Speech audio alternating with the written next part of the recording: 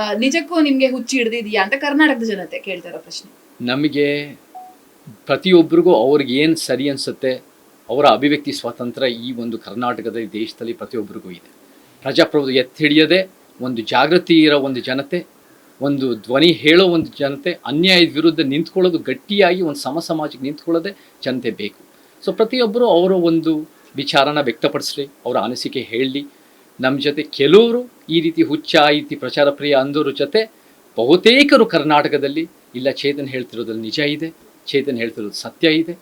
ಅದನ್ನು ಆ ಧ್ವನಿನ ಕೆಲವು ವ್ಯಕ್ತಿ, ಬೆರಳೆಣಿಕೆಯಷ್ಟು ವ್ಯಕ್ತಿಗಳು ಯಾರು ನಿನ್ನೆ ಬಂದು ಗುಂಡಗಿರಿ ಕೈ ಎತ್ಬಿಟ್ಟು ಒಡೆಯಕ್ಕೆ ಬಂದಿದ್ದಾರೆ, ಒಂದು ಗೂಂಡಾವರ್ತನೆ ಮಾಡೋರು, ಅಂಥ ವ್ಯಕ್ತಿಗಳು ಈ ಒಂದು ನಿಜವಾಗ್ಲೂ ಈ ಏನು ಜನರ ಧ್ವನಿನ ಕ್ರಶ್ ಮಾಡೋಕ್ಕೆ ಟ್ರೈ ಮಾಡ್ತಾ ಇದ್ದಾರೆ, ಬಾಯಿ ಮುಚ್ಚಕ್ಕೆ ಟ್ರೈ ಮಾಡ್ತಾ ಇದ್ದಾರೆ.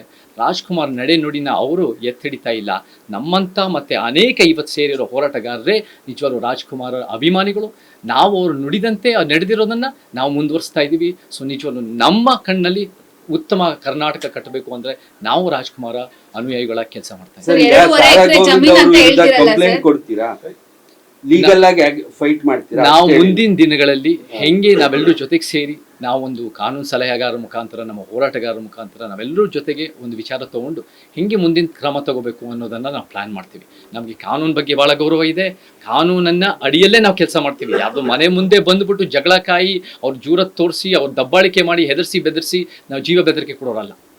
ನಿಮ್ಮ ವಿಚಾರ ಅಷ್ಟು ಅದ್ಭುತವಾಗಿದ್ದರೆ ನೀವು ಜನ ಮುಂದೆ ಇಡಿ, ಜನ ತೀರ್ಮಾನ ಮಾಡಲಿ. ನೀವು ಯಾವಾಗ ನಿಮ್ಮ ವಿಚಾರಗಳಲ್ಲಿ ನಿಮಗೆ ಗಟ್ಟಿತನ ಇಲ್ವೋ, ಯಾವಾಗ ನಿಮ್ಮ ವಿಚಾರ ಅಷ್ಟು ಅತ್ಯುತ್ತಮ ಇಲ್ಲ ಅಂತ ನಿಮಗೆ ಗೊತ್ತಿರುತ್ತೋ, ನೀವು ಬೇರೆಯವ್ರ ಮೇಲೆ ದಬ್ಬಾಳಿಕೆ ಮಾಡೋಕ್ಕೆ ಟ್ರೈ ಮಾಡ್ತೀರಾ. ಸೊ ಆ ದಿಕ್ಕನ್ನ ನಾವು ಮಾಡೋಕ್ಕೆ ಹೋಗಲ್ಲ. ನಮ್ಮ ವಿಚಾರ ಸ್ಪಷ್ಟವಾಗಿದೆ. ನಾವು ಒಂದು ರೀತಿ ನಮ್ಮ ವಿಚಾರ ನಾವು ಗಟ್ಟಿಯಾಗಿ ಜನರ ಮುಂದೆ ಇಡ್ತೀವಿ. ಪ್ರಜಾಪ್ರಭುತ್ವ ಮೇಲೆ ನಂಬಿಕೆ ಇದೆ, ಕಾನೂನು ಮೇಲೆ ನಂಬಿಕೆ ಇದೆ. ಆ ದಾರಿನಲ್ಲೇ ನಾವು ಮುಂದೆ. ಮತ್ತೆ ನಿನ್ನೆ ಯಾಕೆ ಸರ್ ಕ್ಷಮೆ ಕೇಳಿದ್ರಿ? ಈಗ ಅವ್ರನ್ನ ದಬ್ಬಾಳಿಕೆ ಮಾಡಿದ್ರು, ಅವಾಚ್ಯ ಶಬ್ದ ಬಳಸೋ ನಿಮ್ಮ ಮುಂದೆನೇ ಎಲ್ಲವೂ ನಡೀತು, ಅಲ್ಲೇ ಯಾಕೆ ಕ್ಷಮೆ ಕೇಳಿದ್ರಿ ಹಾಗಾದ್ರೆ ನೀವು ಅಂತ ಹೇಳಿ? ನೋಡಿ, ಯಾರಿಗಾರು ನೋವಾಗಿದೆ ನನ್ನ ಟ್ವೀಟ್ನಲ್ಲಿ. ಆ ಟ್ವೀಟ್ ನನ್ನ ಯಾರಿಗೂ ನೋವು ಮಾಡೋ ಉದ್ದೇಶ ಇರಲಿಲ್ಲ. ಅದಕ್ಕೆ ವಿಷಾದ ವ್ಯಕ್ತಪಡಿಸ್ತೀನಿ ಅಂತ ಹೇಳಿದ್ದೆ. ಆದರೆ ನಾನು ಆ ವಿಷಾದ ವ್ಯಕ್ತಪಡಿಸ್ತೀನಿ ಅನ್ನೋ ಕಾರಣಕ್ಕೆ ನಾನು ಹೇಳಿದ್ದು ಸುಳ್ಳಾಗಲ್ಲ. ನಾನು ಹೇಳಿದ್ರಲ್ಲಿ ಸತ್ಯ ಇದೆ. ಈಗಲೂ ಕೂಡ ನಾನು ಹೇಳಿದ ಟ್ವೀಟ್ಗೆ ನಾನು ನಿಂತಿದ್ದೀನಿ. ಆದರೆ ನಾನು ನಿನ್ನೆ ಹೇಳಿದ ಥರ ಯಾರಿಗಾದ್ರು ನೋವಾಗಿದ್ದರೆ ಅದು ನನ್ನ ಉದ್ದೇಶ ಅಲ್ಲ. ಬಟ್ ಇವಾಗಲೂ ಹೇಳ್ತೀನಿ, ನಾನು ಇವತ್ತು ನಿನ್ನೆನೂ ಪೋಸ್ಟ್ ಹಾಕಿ ಇವತ್ತು ಹಾಕಿದ್ದೀನಿ. ಅಣ್ಣವರು ಅವ್ರು ಬದುಕಿದ್ದಾಗಲೂ ಕೂಡ ಯಾರಾದರೂ ನೀವು 2.5 ಎಕರೆ ಸ್ಮಾರಕ ಕೊಡ್ತೀವಿ ಅಂದರೆ ಅವ್ರು ಎಂಥ ದೊಡ್ಡತನದ ಮನುಷ್ಯ ಅಂದರೆ ನನಗೆ ಬೇಡವೇ ಬೇಡ ಅಂತ ಹೇಳಿರೋ ಮನುಷ್ಯ ಅಂತ ಹೇಳ್ತಾ ಇದ್ರು. ಗಮನಕ್ಕೆ ಗೊತ್ತಾ, ಈಗ ಅವ್ರ ಮಕ್ಕಳಿಗೂ ಅವ್ರ ಫ್ಯಾಮಿಲಿಗೂ 2.5 ಎಕರೆ ಜಮೀನು ದೊಡ್ಡದೇ ಅಲ್ಲ ಸರ್. ಅಂಡ್ ಅವ್ರ ಅಭಿಮಾನಿಗಳು ಏನ್ ಹೇಳ್ತಿದ್ದಾರೆ ಅಂದ್ರೆ, ಅಣ್ಣವ್ರಿಗೋಸ್ಕರ 2.5 ಅಲ್ಲ 20 ಎಕರೆ ಜಮೀನು ತೆಗೆದು ನಾವು ಹಾಕೋಷ್ಟು ನಮ್ಗೆ ಶಕ್ತಿ ಇದೆ ಅಂತ ಹೇಳ್ತಾ ಇದ್ದಾರೆ. ನೀವು ಅಂದ್ರೆ ಇಲ್ಲಿ ನಿಮ್ಮ ಬರವಣಿಗೆ 100 ಅಲ್ಲ 200% ಜನ ಹೇಳ್ತಾ ಇರೋದೇನಪ್ಪಾ ಅಂತ ಹೇಳಿದ್ರೆ, ನೀವು ಪ್ರಚಾರಕ್ಕೋಸ್ಕರನೇ ಮಾಡಿದ್ದು, ಇದು ನಿಮ್ಮ ಎಲ್ಲೋ ಕಳೆದು ಹೋಗಿದ್ರು, ಈ ಮೂಲಕ ಮತ್ತೆ ಬರೋಣ ಅಂತ ಹೇಳಿ ಪ್ರಯತ್ನ ಮಾಡಿದ್ರು ಅಂತಾನೆ ಹೇಳ್ತಾ ಇರೋದು. ನೋಡಿ, ಇದು ಪ್ರಚಾರಕ್ಕೋಸ್ಕರ ಅಲ್ವೇ ಅಲ್ಲ, ಇದು ವಿಚಾರಕ್ಕೋಸ್ಕರ. ನಾವು ಅಣ್ಣವ್ರ ಕುಟುಂಬದ ಬಗ್ಗೆ, ಅವರ ಬಗ್ಗೆ ನಮ್ಗೇನು ತಕರಾರಿಲ್ಲ. ಅವರ ಅಭಿಮಾನಿ ಬಳಗದವ್ರ ಬಗ್ಗೆ ತಕರಾರಿಲ್ಲ. ಸರ್ಕಾರದ ಯೋಜನೆಗಳಲ್ಲಿ ಕೆಲವರಿಗೆ ಲ್ಯಾಂಡ್ ಗ್ರ್ಯಾಂಟ್ ಕೊಟ್ಟು ಒಂದು ವ್ಯಕ್ತಿ ಕೊಟ್ಟಿದ ಮೇಲೆ ಬೇರೆ ಇನ್ನೆಲ್ಲರ ಕೊಡುಗೆಯನ್ನು ಕೊಟ್ಟಿಲ್ಲ ಅಂದಮೇಲೆ ಮತ್ತೆ ಚಿತ್ರರಂಗದಲ್ಲಿ ಬೇರೆ ಬೇರೆ ಸಮಸ್ಯೆಗಳಾಗತ್ತೆ. ಅದರಿಂದ ಸಮಸ್ಯೆಗಳು ಹೆಚ್ಚು ಉಂಟಾಗತ್ತೆ ಹೊರತು ಇರೋ ಸಮಸ್ಯೆಗಳಿಗೆ ಪರಿಹಾರ ಕೊಡಲ್ಲ ಅನ್ನೋ ಕೇವಲ ಡಾಕ್ಟರ್ ರಾಜ್ಕುಮಾರ್ ಅವ್ರ ಬಗ್ಗೆ ಮಾತ್ರ. ರಾಜ್ಕುಮಾರ್ ಹೊರತುಪಡಿಸಿ ಉಳಿದೆಲ್ಲರಿಗೂ ಕೂಡ ಸಾಹಿತ್ಯ ವಲಯದಲ್ಲಿ ಕೆಲಸ ಮಾಡಿರೋರಿಗೂ ಕೂಡ ಎಲ್ರಿಗೂ ಕೂಡ ಸಾಹಿತ್ಯ ಕೂಡ ಕೊಟ್ಟಿದ್ದಾರೆ. ಈಗಲೂ ಕೂಡ ಅದು ಅವ್ರು ಎಲ್ಲರೂ ಸಮಾಧಿ ಮಾಡಬೇಕು ಅಂದ್ರೆ ಸರ್ಕಾರ ನಿಗದಿಪಡಿಸುವಂತ ಸ್ಥಳಗಳೆಲ್ಲ ಅವ್ರು ಮಾಡ್ತಿರುವಂತದ್ದು. ಜ್ಞಾನಭಾರತಿ ಆವರಣದಲ್ಲಿ ಇರ್ಬೋದು. ಅದ್ರ ಬಗ್ಗೆ ಎಲ್ಲೂ ಕೂಡ ಚಿಂತನಾಶೀಲ ಬರಹಗಾರರಾಗಿರ್ತಕ್ಕಂಥ ಅಂದ್ರೆ ಆ ಸಮಾಜಮುಖಿ ಕೆಲಸಗಳನ್ನು ಮಾಡ್ತಕ್ಕಂಥ ಚೇತನ್ ಅವ್ರು ಮಾತನಾಡಿಲ್ಲ. ಡಾಕ್ಟರ್ ರಾಜ್ಕುಮಾರ್ ಅವ್ರನ್ನ ಪರ್ಟಿಕ್ಯುಲರ್ ಟಾರ್ಗೆಟ್ ಮಾಡಿ ಮಾತಾಡಿದ್ ಯಾಕೆ? ಒಂದ್ ಹೇಳ್ತೀನಿ, ನಾನು ಡಾಕ್ಟರ್ ರಾಜ್ಕುಮಾರ್ ಅವರ ಟಾರ್ಗೆಟ್ ಮಾಡಿ ಮಾತಾಡಿಲ್ಲ. ಸ್ಟಾರ್ ಕಲ್ಚರ್ ಅನ್ನೋದು ಕೆಲವು ಸಿನಿಮಾ ಸ್ಟಾರ್ಗಳು ಶ್ರೇಷ್ಠ, ನಮ್ಮ ಜನಸಾಮಾನ್ಯರು ಒಂದು ರೀತಿ ಅಶ್ರೇಷ್ಠ ಅಲ್ಲ ಕನಿಷ್ಠ ಅನ್ನೋ ರೀತಿಯಿಂದ ನಾನು ಯಾವಾಗಲೂ ಸ್ಟಾರ್ ಕಲ್ಚರ್ ವಿರೋಧದಲ್ಲಿ ಇದ್ದೀನಿ. ನಾನು ಈ ವಿಚಾರಕ್ಕೆ ಸಂಬಂಧಪಟ್ಟಂಗೆ 6-7 ವರ್ಷಗಳಿಂದ ನಾನು ಏನು ಒಂದು ಕೋವಿಡ್ ಸಂದರ್ಭದಲ್ಲೂ ಕೂಡ ನಾವು ನಿಜವಲ್ಲ 5-10 ಕೋಟಿ ಅದಕ್ಕೆ ಒಂದು ಸ್ಮಾರಕಕ್ಕೆ ಬೇಕಾ ಅನ್ನೋ ರೀತಿಯನ್ನು ವ್ಯಕ್ತಪಡಿಸಿ ಅದು ಮೀಡಿಯಾದ ಸುದ್ದಿ ಆಗಿತ್ತು. ಅದಕ್ಕಿಂತ ಮುಂಚೆ ನಮಗೆ ಸಿನಿಮಾ ಸ್ಟಾರ್ಗಳಿಗೆ ಯಾವ ಥರ ಸ್ಮಾರಕಗಳು ಕಟ್ಟಬೇಕು ಅನ್ನೋ ಪ್ರಶ್ನೆ ಮಾಡಿದ್ದೆ. ಸೊ ನಾನು ಯಾರನ್ನ ಪ್ರಚಾರ ಮಾಡೋಕ್ಕೆ ಇಷ್ಟು ಮೀಡಿಯಾ ಬರ್ತಾರೆ, ಇಷ್ಟು ಕ್ಯಾಮ್ರಾ ಬರ್ತಾರೆ, ಅದು ನಿರೀಕ್ಷೆನೂ ಮಾಡಲ್ಲ, ಅದು ನನ್ನ ಉದ್ದೇಶನೂ ಅಲ್ಲ. ನಮ್ಮ ವಿಚಾರಗಳು ನಾವು ಮಂಡಿಸ್ತೀವಿ. ನಾವು ರಾಜ್ಯ ಮಟ್ಟದಲ್ಲಿ, ದೇಶ ಮಟ್ಟದಲ್ಲಿ, ಅಂತಾರಾಷ್ಟ್ರೀಯ ಮಟ್ಟದಲ್ಲಿ ವಿಚಾರಗಳನ್ನ ಪ್ರತಿದಿನ ನಾವು ವ್ಯಕ್ತಪಡಿಸ್ತಾ ಇರ್ತೀವಿ. ಅದೆಲ್ಲ ಸರ್, ಈಗ ನಿನ್ನೆ ಧಮಕಿ ಹಾಕೋದಕ್ಕೋಸ್ಕರ ನಾನು ವಿಷಾದ ವ್ಯಕ್ತಪಡಿಸಿದ್ದೀನಿ ಅಂತ ಹೇಳ್ತಾ ಇದ್ದೀರಾ. ನೆನ್ನೆ ಕೇಳಿದಂತ ಸಾರಿ ಏನಿದೆ, ಕ್ಷಮೆ ಏನಿದೆ, ಆ ಕ್ಷಮೆಯಿಂದ ಹಿಂದೆ ಸರಿತೀರಾ ನೀವು? ನಿಮ್ಮ ಮಾತಿಗೆ ನಿಂತ್ಕೋತೀರಾ? ಧಮಕಿ ಹಾಕಿರೋದ್ರಿಂದ ಅಲ್ಲ. ಶಿವರಾಮೇಗೌಡರಾಗಿರ್ಬೋದು, ಅವರ ಒಳ್ಳೆ ಹೋರಾಟಗಾರರು, ಜನಪರವಾಗಿ ಭಾಳ ನಮ್ಮ ರಾಜ್ಯದ ಪರವಾಗಿ ಪ್ರಾದೇಶಿಕ ಪರವಾಗಿ ಭಾಳ ಕೆಲಸ ಮಾಡಿದ್ದಾರೆ. ಅದೇ ರೀತಿ ಅನೇಕ ನಮಗೆ ಪರಿಚಯ ಇರೋರು ಕನ್ನಡ ಪರ ರಾಜ್ಯದ ಪರ ಹೋರಾಟಗಾರರು ಬಂದಿದ ಮೇಲೆ ಅವರ ಒಂದು ರೀತಿ ಅವ್ರಿಗೆ ಮನಸ್ಸಿಗೆ ನೋವಾಗಿದೆ ಅನ್ನೋ ಕಾರಣಕ್ಕೆ ನಾನು ಕೂಡ ಅದರಲ್ಲಿ ನನಗೆ ಯಾರಾದರೂ ನೋವು ಮಾಡೋದು ನನ್ನ ಉದ್ದೇಶ ಅಲ್ಲವೇ ಅಲ್ಲ. ನಿಮಗೆ ನೋವಾಗಿದ್ರೆ ಅದಕ್ಕೆ ನಾನು ವಿಷಾದ ವ್ಯಕ್ತಪಡಿಸಂತ ಹೇಳಿದ್ದೀನಿ. ಆದರೆ ಆ ರೀತಿ ಮಾತಾಡಿದ್ರೆ, ಸೌಜನ್ಯದಿಂದ ಮಾತಾಡಿದ್ರೆ ನಾನು ಖಂಡಿತ ನಾನು ಅದಕ್ಕೆ ಬದ್ಧನಾಗಿರ್ತೀನಿ. ಆದರೆ ಈ ರೀತಿ ಗೂಂಡಾವರ್ತನೆ ಮಾಡಿದ್ರೆ, ಈ ರೀತಿ ಅವಹೇಳನಕಾರಿ ಒಂದು ಮಹಿಳಾ ನಿಂದನೆ ಮಾತಾಡ್ಗಳು, ಅವಾಚ್ಯ ಶಬ್ದ ಮಾತಾಡಿದ್ರೆ ಅದು ನಮಗೆ ಕಾನೂನು ರೀತಿನಲ್ಲೂ ತಗೋಬೇಕಾಗು, ಪೊಲೀಸರು ಗಂಭೀರವಾಗಿ ತಗೋಬೇಕು. ನಮ್ಮ ಚಳವಳಿಗಾರರು ಅದು ಸುಮ್ಮನೆ ಕೂತ್ಕೊಂಡು ನೋಡಲ್ಲ. ಯಾಕಂದ್ರೆ ನಾವೆಲ್ಲ ರಾಜ್ಯದ ಪರವಾಗಿರೋರು, ನಾವೆಲ್ಲ ರಾಜ್ಕುಮಾರ್ ಅವ್ರ ಕನಸು ಪರವಾಗಿರೋರು, ನಾವೆಲ್ಲ ಉತ್ತಮ ಸಮಾಜ ಸಂವಿಧಾನದ ಪರವಾಗಿರೋರು. ಇವರೆಲ್ಲ ಒಂದು ರೀತಿ ಅವರು ರಾಜ್ಕುಮಾರ್ ಹೆಸರು ಬಸಿ ಬಳಿತಾ ಇರೋರು, ಕಾನೂನು ಅವ್ರ ಕೈಗೆ ತಗೋಬಹುದು ಅನ್ನೋ ರೀತಿಯಲ್ಲಿ ಸುಮ್ಮನೆ ಕೂತ್ಕೊಳ್ಳಲ್ಲ. ಅವರು ಅವ್ರ ರೀತಿಯಲ್ಲಿ ವ್ಯಕ್ತಪಡಿಸಿದರೆ ಪ್ರಜಾಪ್ರಭುತ್ವದಲ್ಲಿ ಉತ್ತಮ ಸಮಾಜದ ಮಾತುಗಳನ್ನ ಜನ ಸ್ವೀಕಾರ ಮಾಡ್ತಾರೆ ಅಂತ ಗೊತ್ತಿದೆ, ಉತ್ತಮ ಅಲ್ಲದೆ ಇರೋದನ್ನ ತಿರಸ್ಕಾರ ಮಾಡ್ತಾರೆ ಅಂತ ನಂಬಿಕೆ ನನಗೆ. ನೀವು ಸಮಾಧಿ ಬಳಿ ಹೋಗಿದ್ದೀರಾ ಸರ್? ಸಮಾಧಿ ಬಳಿ ಹೋಗಿದ್ದೀರಾ? ಎಲ್ಲ ಬರ್ಕೊಳ್ತಾ ಇದಾರೆ, 1 hour ಹೋಗಿ ನೀವು ಕುತ್ಕೋಬೇಕಂತೆ ಸರ್ ಸಮಾಧಿ ಬಳಿ. ನೋಡಿ, ನಾನು ಕೂಡ ಕಂಠೀರವ ಸ್ಟುಡಿಯೋದಲ್ಲಿ ಶೂಟಿಂಗ್ ಮಾಡಿದ್ದೀನಿ. ನಾನು ಕೂಡ ಬೇರೆ ಬೇರೆ ಸಂದರ್ಭದಲ್ಲಿ ಅಲ್ಲೂ ಹೋಗಿದ್ದೀನಿ. ನನಗೂ ಕೂಡ ನಾನು ಭಾಳ ಚಿಕ್ಕ ವಯಸ್ಸಿಂದನೂ ಕೂಡ ರಾಜ್ಕುಮಾರ್ ಅವರ ಕಲೆ, ಅವರ ಕಲಾ ಸೇವೆ, ಅವರ ಕಲಾ ಅಭಿಮಾನ, ಅವರ ಕಲಾ ಪ್ರತಿಭೆಗೆ ಅಭಿಮಾನಿನೇ. ಆದರೆ ಯಾರು ಇವತ್ತಿನ ದಿನ ಆ ಅಭಿಮಾನಿ ಸಂಘದ ಪಟ್ಟಿ ಕಟ್ಕೊಂಡು ಒಂದು ರೀತಿ ದಬ್ಬಳಿಕೆ ಮಾಡ್ತಿದ್ರು, ಆ ರೀತಿನ ನಾವು ಸಹಿಸಕ್ಕಾಗಲ್ಲ. ಆ ರೀತಿ ಗಟ್ಟಿಯಾದ ಕ್ರಮ ಆಗತ್ತೆ. ಜೀವ ಬೆದರಿಕೆ ಕೊಡಕ್ಕೆ ಯಾರಿಗೂ ಹಕ್ಕಿಲ್ಲ. ನಾವೆಲ್ಲರೂ ಕಾನೂನು ಅಡಿಯಲ್ಲಿದ್ದೀವಿ. ರಾಜ್ಕುಮಾರ್ ಅವರು ಎಷ್ಟೇ ದೊಡ್ಡ ಸೂಪರ್ ಸ್ಟಾರು, 20ನೇ ಶತಮಾನದ ಸಿನಿಮಾದಲ್ಲಿ ದೇಶದಲ್ಲೇ ಬಹಳ ದೊಡ್ಡ ಸೂಪರ್ ಸ್ಟಾರು, ಅವರು ಕಾನೂನು ಅಡಿಯಲ್ಲಿ ಬಹಳ ಸರಳವಾಗಿ ಬದುಕಿದ್ದಾರೆ.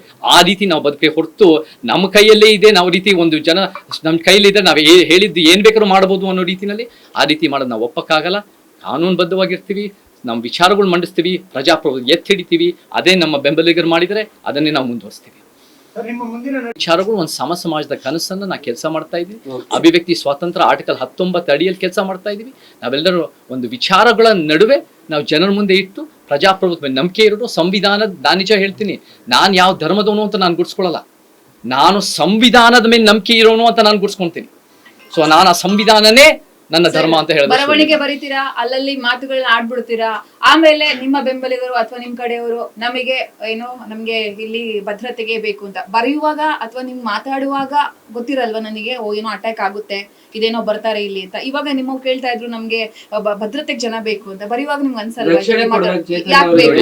ನೋಡಿ ಯಶೋಧ ಅವರೇ, ನಮಗೆ ನಾವು ವಿಚಾರ ಮಂಡನೆ ಮಾಡಿದಾಗ ಬೇರೆಯವರು ಕೂಡ ಅವರು ವಿಚಾರ ಮಂಡನೆ ಮಾಡ್ತಾರೆ ಅಂತ ನಂಬಿಕೆ ನಮಗಿದೆ. ಪ್ರಜಾಪ್ರಭುತ್ವ ಮೇಲೆ ನಂಬಿಕೆ ನಮಗಿದೆ. ನಾವೇನಾದ್ರು ತಪ್ಪು ಹೇಳಿದ್ರೆ ಅವ್ರು ತಿದ್ಲಿ, ನಾವು ಅದು ಕಲಿಯಕ್ಕೆ ರೆಡಿ ಇದ್ದೀವಿ. ಆದರೆ ನಾವು ಯಾವಾಗ ಪ್ರಜಾಪ್ರಭುತ್ವ ಗೌರವಿಸ್ತೀವೋ, ಬೇರೆಯವರು ಅದನ್ನ ಕಾನೂನನ್ನು ಕೈ ತಗೊಂಡ್ಬಿಡು ನಮ್ಮ ಮೇಲೆ ಬಡದಾಕ್ತಾರೆ. ನಾವೇನು ತಪ್ಪು ಹೇಳಿದ್ರು ಸತ್ಯ ಹೇಳಿದ್ರು ಅಂತ ಕೂಡ ನಮ್ಗೆ ಗೊತ್ತಿರಲ್ಲ. ನಾವು ಆ ರೀತಿ ಯೋಚನೆ ಮಾಡಲ್ಲ. ನಾವು ಪ್ರಜಾಪ್ರಭುತ್ವದ ಮೇಲೆ ನಂಬಿಕೆ. ಈಗ ಯಾಕೆ ಬಂತು ಸರ್ ಇಷ್ಟು ವರ್ಷ ಸುಮ್ಮನಿದ್ರಿ? ಈ ಬರ್ತಡೇ ದಿನ ಟ್ವೀಟ್ ಮಾಡ್ಬಿಟ್ಟು ಈಗ ನೀವೊಂಥರ ಬೆಂಕಿ ಇಡ್ತಾ ಇದ್ದೀರಾ. ನೀವೇನ? ನಾನ್ ಬೆಂಕಿ ಇಡೋದು ನನ್ನ ಉದ್ದೇಶ ಅಲ್ಲ. ಸರ್ಕಾರ ನಾವು ಯಾವ ಕುಟುಂಬದ ವಿರುದ್ಧ ಯಾರು ಕೂಡ ಕಾನೂನಾತ್ಮಕವಾಗಿ ಕಾನೂನನ್ನ ಕೈ ತಗೊಳಕ್ಕೆ ಯಾರಿಗೂ ಹಕ್ಕಿಲ್ಲ, ಯಾರು ಕಾರಣ ಇಲ್ಲ, ಯಾರು ಯೋಗ್ಯ, ಅದು ಸರಿಯಲ್ಲ. ಅದನ್ನ ನೀವು ಜಸ್ಟಿಫೈ ಮಾಡಿ. ರಾಜ್ಕುಮಾರ್ ಮಾತ್ರ ಕೊಟ್ಟಿ ಸಮಾಧಿಗೆ ಜಾಗ ಕೊಟ್ಟಿಲ್ಲ ಸರ್, ಉಳಿದಂತ ಕಲಾವಿದರಿಗೂ ಕೊಟ್ಟಿದ್ದಾರೆ, ಸಾಹಿತಿಗಳಿಗೂ ಜ್ಞಾನಭಾರತಿ ಆವರಣದಲ್ಲಿ ಕೊಟ್ಟಿರುವಂತದ್ದು. ಅದ್ರ ಎಲ್ಲದ್ರ ಬಗ್ಗೆಯೂ ಕೂಡ ನೀವು ಮಾತನಾಡಿದ್ರೆ, ಇವತ್ತಿಗೂ ಕೂಡ ಅಹಿಂಸಾ ಚೇತನ್ ಮಾತನಾಡಿರ್ತಕ್ಕಂಥ ಮಾತಿನಲ್ಲಿ ಸತ್ಯಾಂಶ ಇದೆಯಾ ಅಥವಾ ಇಲ್ವಾ ಅನ್ನೋದ್ರ ಬಗ್ಗೆ ನಿಮ್ಮ ಅಭಿಪ್ರಾಯಕ್ಕೆ ಗೌರವ. ಒಂದ್ ಹೇಳ್ತೀನಿ, ನಾವು ಕೇವಲ ಡಾಕ್ಟರ್ ರಾಜ್ಕುಮಾರ್ ಅವರನ್ನ ಟಾರ್ಗೆಟ್ ಮಾಡಿ ಅವರ ಸಂದರ್ಭದಲ್ಲಿ ಸರಿ ಅಂತ ನೀವು ಕೂಡ ನೀವ್ ಹೇಳಿದೀರಾ. ನಾವು ಡಾಕ್ಟರ್ ರಾಜ್ಕುಮಾರ್ ಅವರ ಅಭಿಮಾನಿಗಳು. ನಾನು ಅವಲೇ ಹೇಳಿದೀನಿ, ಡಾಕ್ಟರ್ ರಾಜ್ಕುಮಾರ್ ಅವ್ರಿಗೆ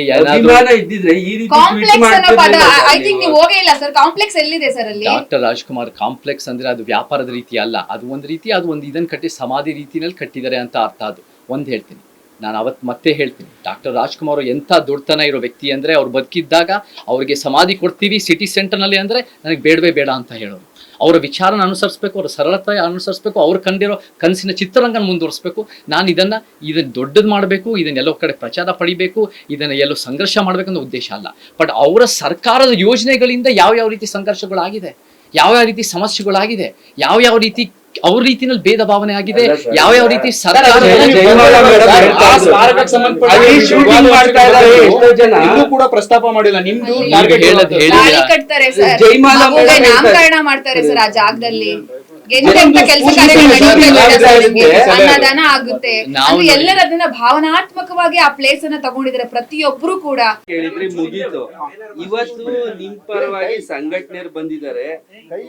ಸಾರಾ ಗೋವಿಂದ್ ಅವರು ಮಾತಾಡಿದ್ದು ಸರಿ. ರಾಜ್ಕುಮಾರ್ ಅಭಿಮಾನಿಗಳೇ, ಆದರೆ ಯಾರು ನಿಜವಾಗ್ಲೂ ರಾಜ್ಕುಮಾರ್ ಅವರ ಹೆಸರಿಗೆ ಮಸಿ ಬಳಿತಾ ಇದ್ದಾರೆ ಅಂದರೆ ಕೆಲವು ವ್ಯಕ್ತಿಗಳು, ಸಾರಾ ಗೋವಿಂದ್ ಅಂತ ವ್ಯಕ್ತಿ ಯಾರು ರಾಜ್ಕುಮಾರ್ ಅಭಿಮಾನಿ ಸಂಘ ಅಂತ ಹೆಸರಲ್ಲಿ ಭಾಳ ಅವಾಚ್ಯ ಶಬ್ದಗಳು, ಗೂಂಡಾವರ್ತನೆ ಮತ್ತು ಜೀವ ಬೆದರಿಕೆಗಳು, ಏನೇನು ಅವಹೇಳನಕಾರಿ ಮಾತುಗಳಾಡಿ, ಎಲ್ಲ ಒಂದು ಮಹಿಳಾ ನಿಂದನೆ ಮಾತುಗಳಾಡಿ ಭಾಳ ರಾಜ್ಕುಮಾರ್ ಹೆಸರಿಗೆ ಅವರು ಕೆಟ್ಟ ಹೆಸರು ಕೊಡ್ತಾ ಇದ್ದಾರೆ.